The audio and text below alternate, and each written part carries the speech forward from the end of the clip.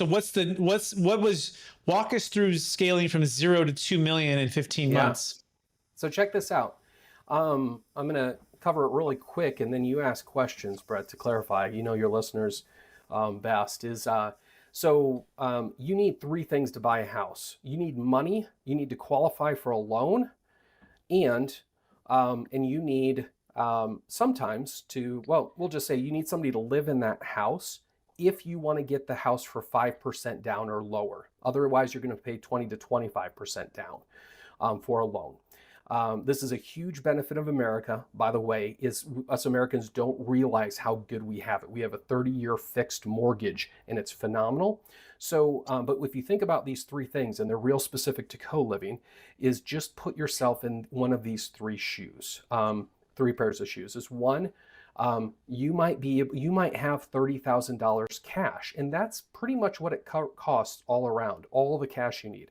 More expensive areas might be 40,000, but this is not much. So if you have $30,000 cash, cool. Or maybe you have access to that. Then you might have a W-2 job where you could qualify for a mortgage. And then the third one is you might be a person who has the lifestyle, meaning you could live in a room in a house, and you have the character that you could live in that and be a good housemate. Some people are all of these things. But for instance, with me, when I was delivering Domino's, I could not qualify for a loan, right? I did not have savings, but I did have the character. So I could move into a house, and that means rather than a 20% down payment, now it's a 5% down payment.